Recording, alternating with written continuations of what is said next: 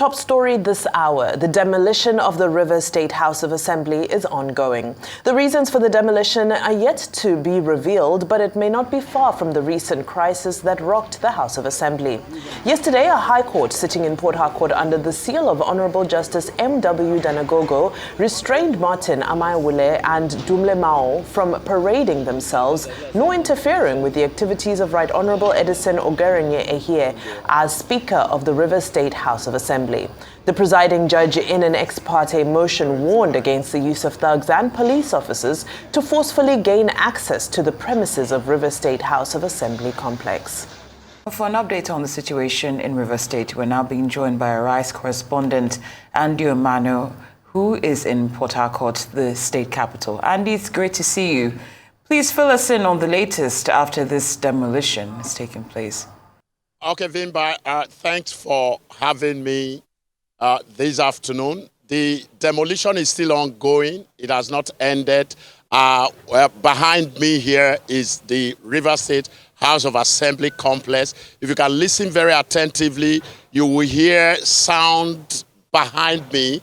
That is the sound of the bulldozers pulling down that entire structure. Like I mentioned in our morning outing, I had said that not even a pin rather, was picked from the complex. And so the demolition is still ongoing. We've been here for the past 1.5, going to 2 hours. The bulldozers are roaring, if I'm allowed to use that expression, and the Rivers people are on the edge and waiting to see what is going to happen next. Thank you so much, Andy. Now, of course, we've seen the release from the Commissioner for Information, that's Honorable Joseph Johnson, who says that this is just part of the beginning of rebuilding the complex as it failed an integrity test after the attack, the fire incident that happened just a few weeks ago. Now, based on what you observed prior to this demolition, you know, of course, we're not engineers, but given what you know of this complex, do you feel that this huge overhaul is warranted to address rather the integrity of the complex and to make it fit for use again?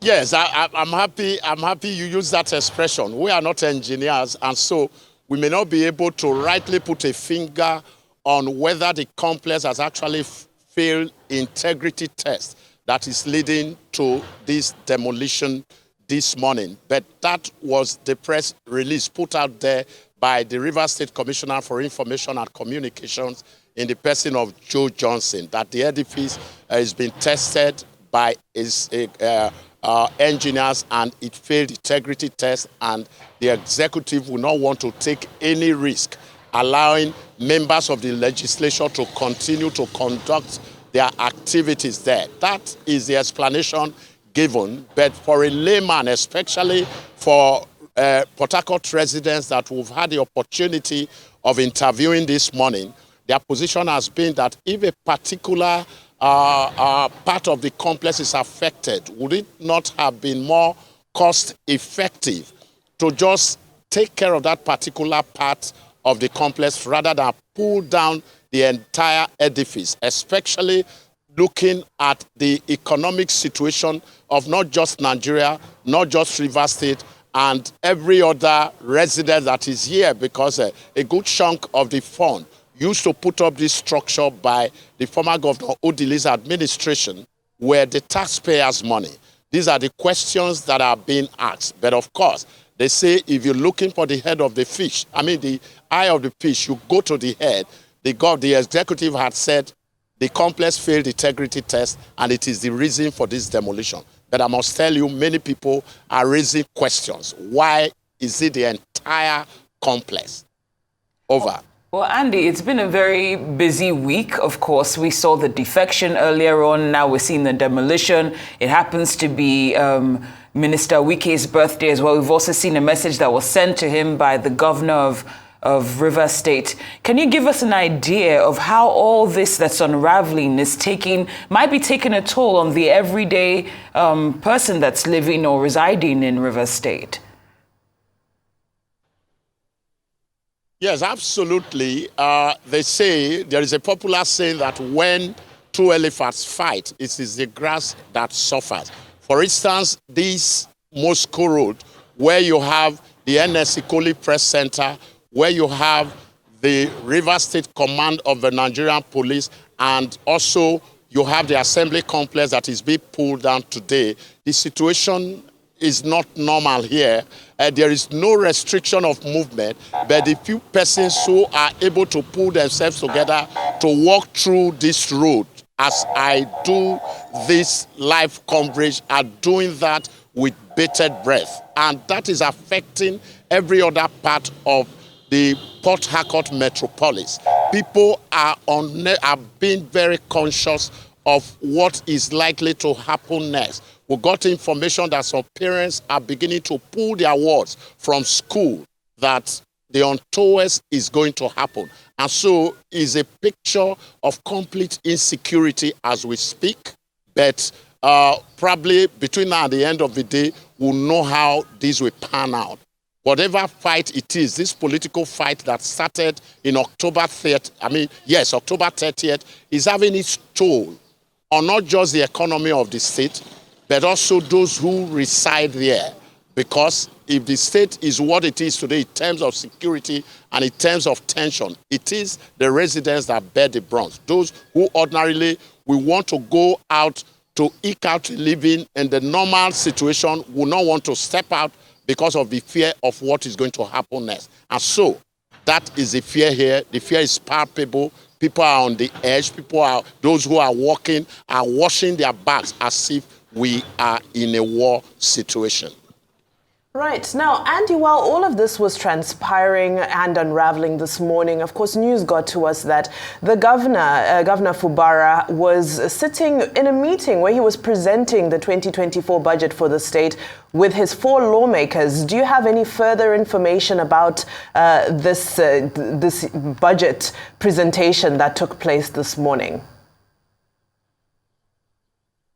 Yes, absolutely. That all-important event was executed also this morning, and it was taken care of by my colleague Uduak Patrick. The budget has been presented. Indeed, the governor presented it to 4 members who are sympathetic to him.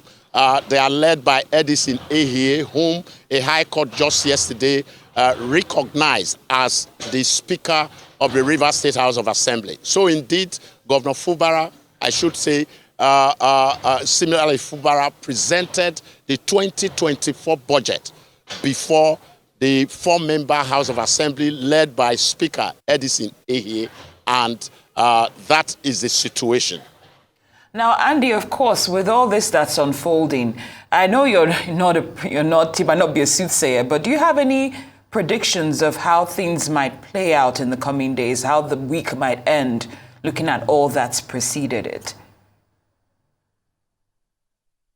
Yeah, I just hope and pray that if there exist elders in River State, and I want to believe they exist, they should wake up from what somebody has described as slumber.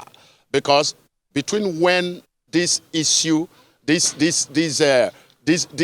challenge occurred, that is 30th of October, where this political crisis started brewing, many had said they had expected the elders of this state, not the People's Democratic Party elders, because these are 2 different bodies. The elders of People's Democratic Party are not the entire elders of River State. Remember, River State is a cosmopolitan state. Remember, River State had early contact with the whites. Also remember that this is a state where you have some of the best brains. And so many are asking, where are the elders of this state who ordinarily would have wielded into this political field so as for it not to get to the level it is now? Yes, do I look at my political crystal ball? If the situation continues like this, the days ahead are not going to be too palatable at all, because the both parties are regrouping, the both parties are re-strategizing to see how they can undo each other. So I think the best thing to do now is whoever is responsible, the elders of Rivers State, the federal government of Nigeria needed to wade into this situation so that we don't have a more calamitous atmosphere in our hand in the days ahead. Because the signs here, I must say, like Julius Caesar put it, are very, very ominous. They are not complimentary at all.